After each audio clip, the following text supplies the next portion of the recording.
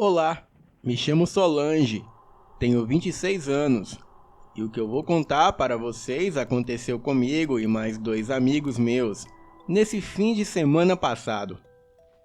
Bem, eu moro na zona rural da cidade de Anápolis, Goiás, e por aqui quase não se ouve falar de coisas sobrenaturais, sendo que eu era cética a respeito disso, até algo acontecer comigo e com os meus amigos. Bom, pessoal, eu vi os relatos de algumas pessoas aqui nesse canal, então resolvi contar a minha história que vem acontecendo comigo há alguns anos. E a mais intrigante de todas aconteceu fim de semana passado. Mas começarei do início, onde os acontecimentos sobrenaturais logo se deram início. Há alguns anos, eu dormia na casa de uma amiga, e foi bem recente quando nos mudamos para esse interior. E na época eu tinha 16 anos, e ela me pagava para dormir lá, porque ela tinha medo de dormir sozinha, pois o marido dela viajava a semana toda e só voltava no final de semana. Essa casa é perto da minha casa e ela fica no alto de um morro e a minha fica lá embaixo, e para chegar lá é só passando por trilhas dentro de um matagal escuro. Bem, o antigo dono dessa casa, um senhor já de idade, morreu nela. Mas isso nunca me deu medo, pois eu sou do tipo que gosta de filmes de terror e não tenho medo de quase nada. Já presenciei vários acidentes, pessoas sendo esfaqueadas e também a morte de uma garota que se jogou de um carro em movimento. Mas nada disso me abalou. Mas certa noite eu acordei com muito calor, sendo que eu não sinto calor e sempre durmo com um cobertor. Eu lembro-me que olhei a hora no meu celular e era exatamente meia-noite. Fiquei inquieta, pois o ventilador estava ligado e a minha amiga, que é super calorenta, estava toda enrolada no cobertor, já que dormíamos na mesma cama, pois na época não havia outra cama. E nessa mesma noite, após olhar a hora, eu olhei para a porta do quarto, que ficava aberta, e vi perfeitamente um homem nos olhando, parado lá na porta. Eu dormia do lado da parede, então na mesma hora, eu virei para a parede muito assustada e comecei a rezar com o coração acelerado. Aconteceu a mesma coisa na noite seguinte, era 00:35, quando acordei novamente e olhei para a porta, e lá estava o homem novamente nos observando. Eu fiz tudo novamente, virei para a parede, rezei e dormi. Na terceira noite, eu acordei de novo e era 3:47 da madrugada. E desta vez, eu não virei para olhar para a porta, eu só virei para a parede e esperei o sono chegar novamente. Tudo estava indo bem, até eu senti alguém me tocando. Imaginei que era a minha amiga se mexendo enquanto dormia, então nem me importei. Mas aí, novamente, eu senti o toque nas minhas costas. Aí virei para ver o que estava acontecendo, e era a minha amiga, e ela estava sentada na cama, e quando virei, ela começou a falar uma língua estranha, e eu falei que não estava entendendo nada. E foi então que ela nem se virou e só apontou para a porta e eu olhei. E lá estava ele, o mesmo homem das noites anteriores, só que parecia estar mais perto.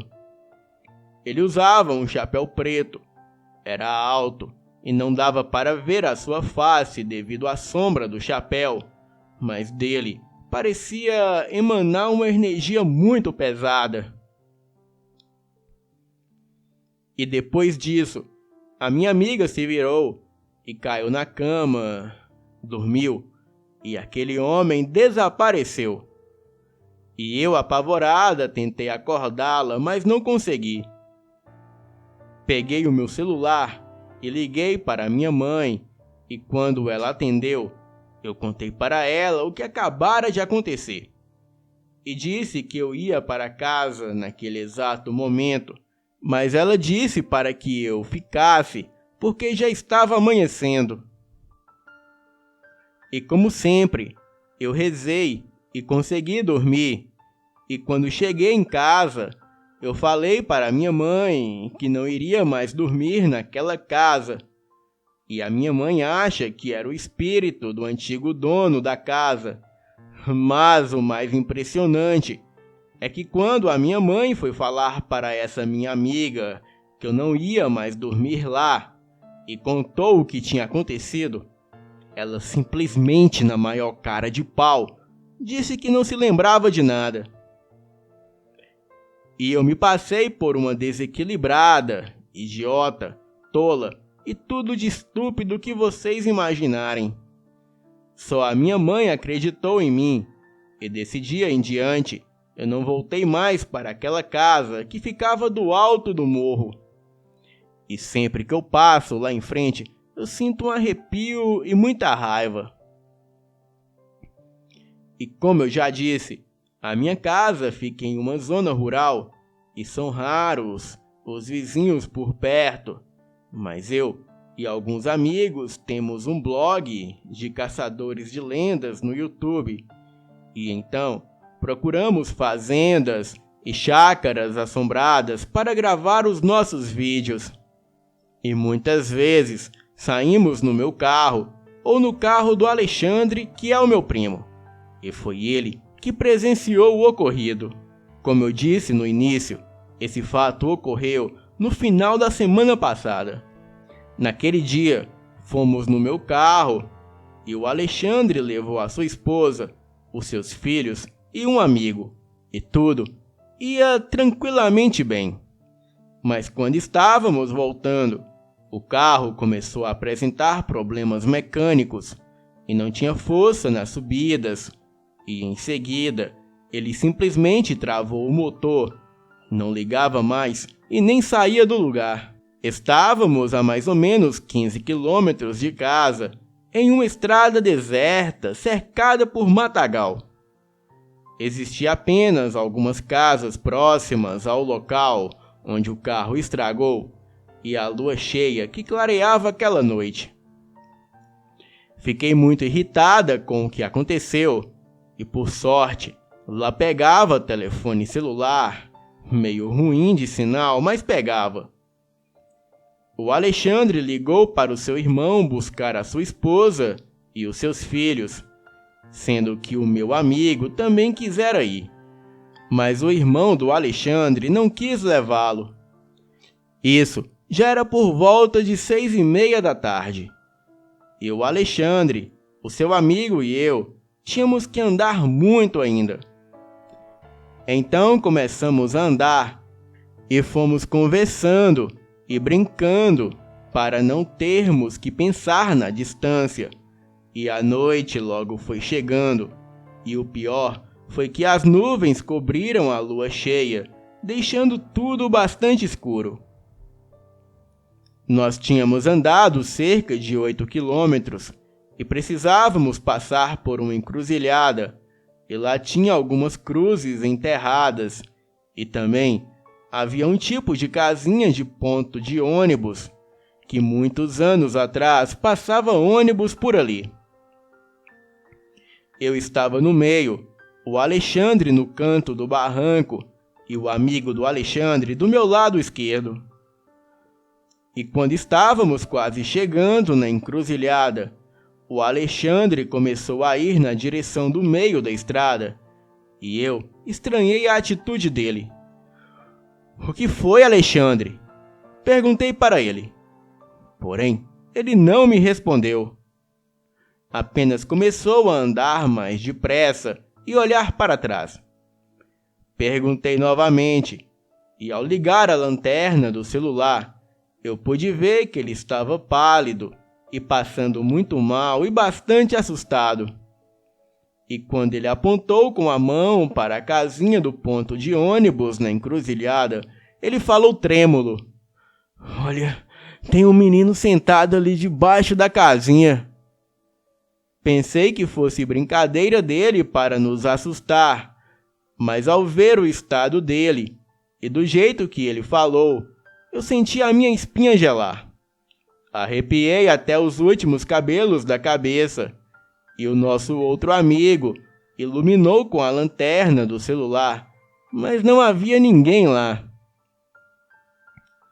Pudemos ver 2 cruzes, e uma delas era mesmo de uma criança.